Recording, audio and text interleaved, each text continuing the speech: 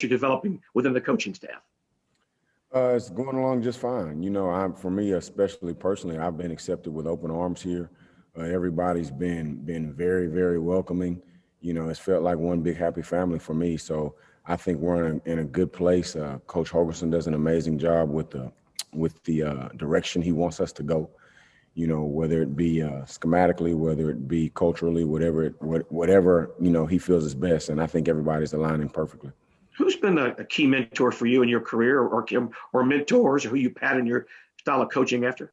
Oh man, it's been so many. I think starting off, I have to say Carl Torbush, who was my position coach in college, along with Alan Waddell, who was my first position coach. One of probably the biggest influences in my life was the first defensive coordinator I worked for in my first full-time job, guy by the name of Kevin Ramsey. Then you look at guys like Van Malone, who's the assistant head coach at Kansas State right now, Buddy Wyatt, who's the defensive line coach at Kansas State. Buddy recruited me, and I had an opportunity to work with him, on several different occasions. So, the list goes on and on and on. I'm sure there's some guys I'm leaving off, but I've been very, very fortunate and blessed in that area. Hold up. Where were you with Alan Waddell? So Coach Waddell was my first position coach at Texas A&M. So that's my guy. That's my guy. Mine as well. That's the former Lamar coach, right? Alan Waddell. Yep. Okay. Yep, absolutely. I'm going to have to give him a shout now. Well, if you could speak to him now, what would you tell him? Well, actually, I speak to him all the time still. Yeah. So it's the last conversation we had. He said he wanted to get up here, and he's literally been to everywhere I've coached since I've been coaching. He shows up. He sat in on my position meetings. He comes to a practice.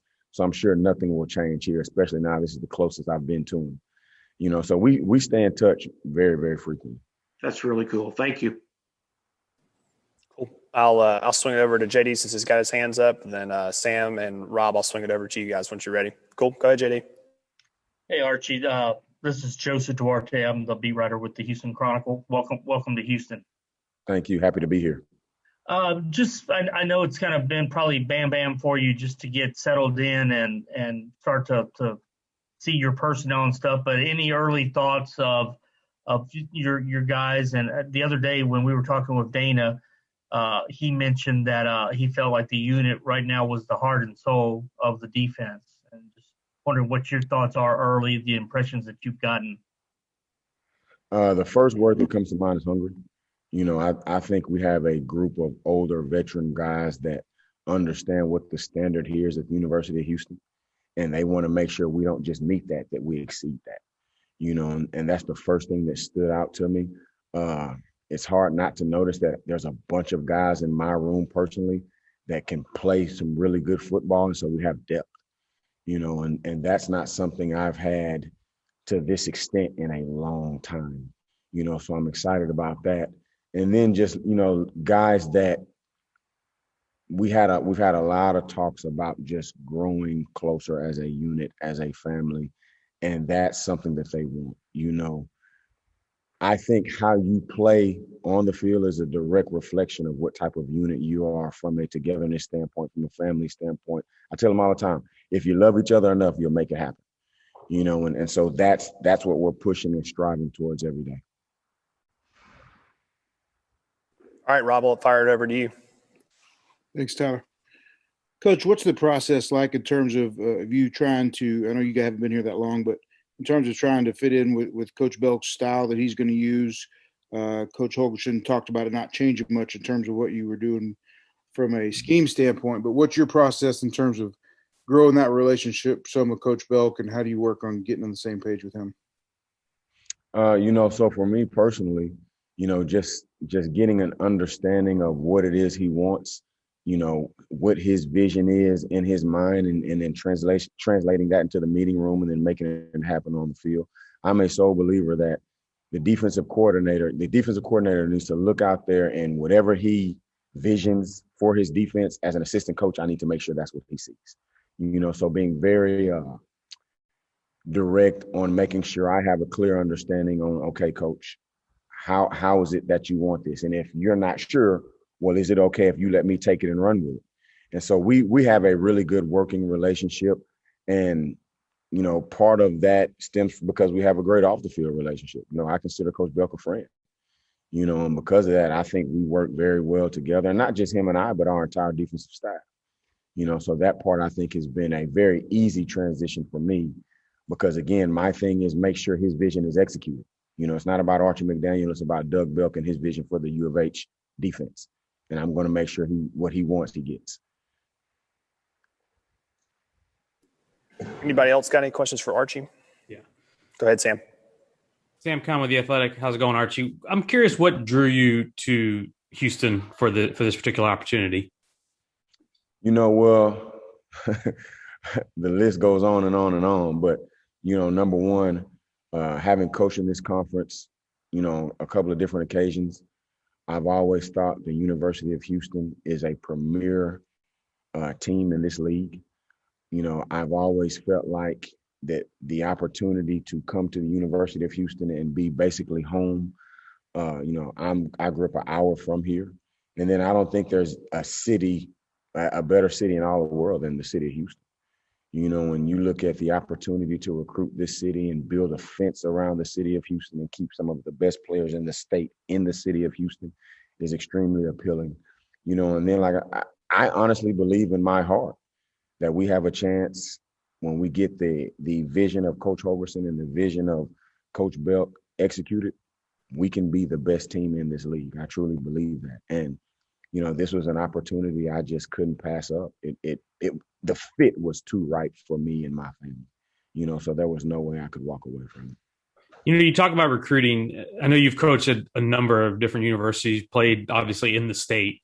So you've spent a lot of your career recruiting the state. How have you seen the things change over time in recruiting, and what does it take to get the top kids or the kids that you want to come to your program from the state of Texas?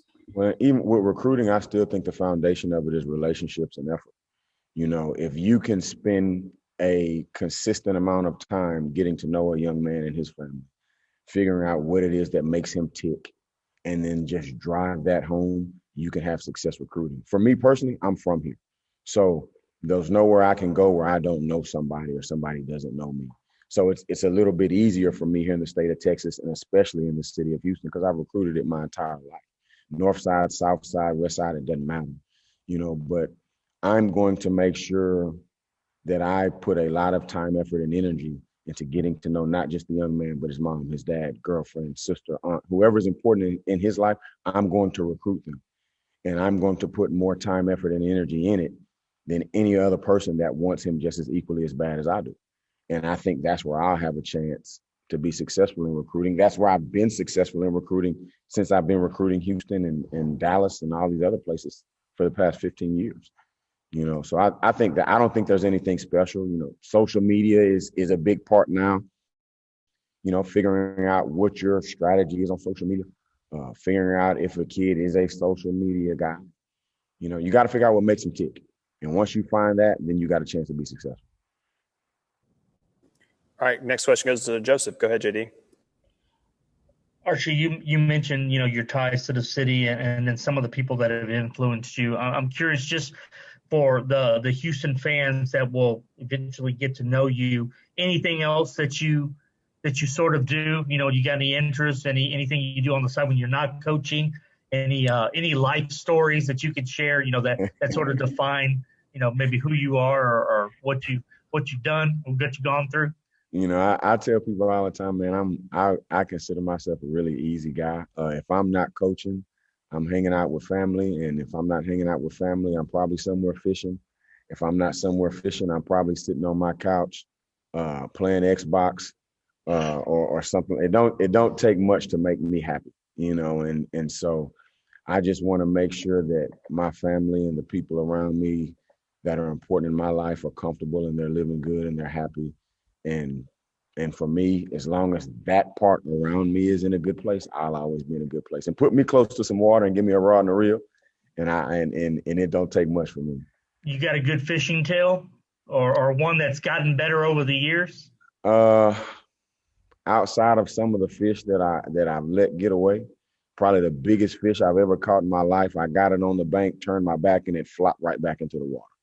So I mean, but other than that, nah, it's I got many good ones as I do bad ones, so it kind of balances itself out. It's just the joy of floating on the water.